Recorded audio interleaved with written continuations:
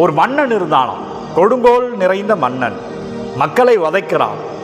மக்களுக்கு என்ன பண்றதுன்னு தெரியல. மன்னன் கடுமையான தண்டனைகள்லாம் கொடுக்கிறான்.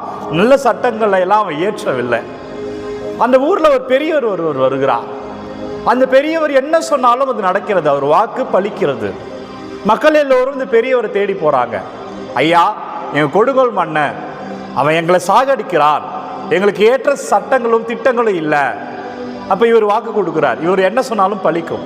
இவர் என்ன சொல்றாரு இந்த பெரியவர், கவலைப்படாதீங்க, இன்னும் 10 நாள்ல உங்கள் கொடுங்கோல் மன்னன் இறந்து விடுவான். இங்க சொல்லப்பட்ட செய்தி மன்னனுக்கு யாரோ போய் சொல்லிடுறாங்க, அரசே இன்னும் 10 நாள்ல நீங்க இறந்து விடுவீங்களா? இப்போ மன்னன் பயப்படுகிறான், பதற்றம் அடைகிறான். 10 நாள்ல இறந்து விடுவேனா? மன்னன் இப்பொழுது நல்லது பண்ண ஆரம்பிக்கிறான். 10 நாளுக்குள்ள என்ன தவறெல்லாம் பண்ணணும் அதெல்லாம் திருத்திக்கிறான். மக்களுக்கு நல்ல திட்டங்களை ஏற்றுகிறான், நல்ல சட்டங்களை அமைக்கிறான். 10 நாள் தாண்டுகிறது, மன்னன் மறையில. மக்கள் திரும்பி இந்த பெரியவர்கிட்ட வராங்க. ஐயா, என்ன சொன்னீங்க நீங்க? மன்னன் செத்துருவான் தானே சொன்னீங்க, இப்போ அவர் நன்றாக இருக்கிறாரே அப்படின்னு கேட்குறாங்க பெரியவர்கிட்ட.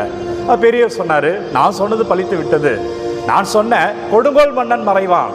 இப்போ அவன் கொடுங்கோல் மன்னன் இல்லை, அவன் மாறிட்டான். இப்போ அவன் நல்ல மன்னன்.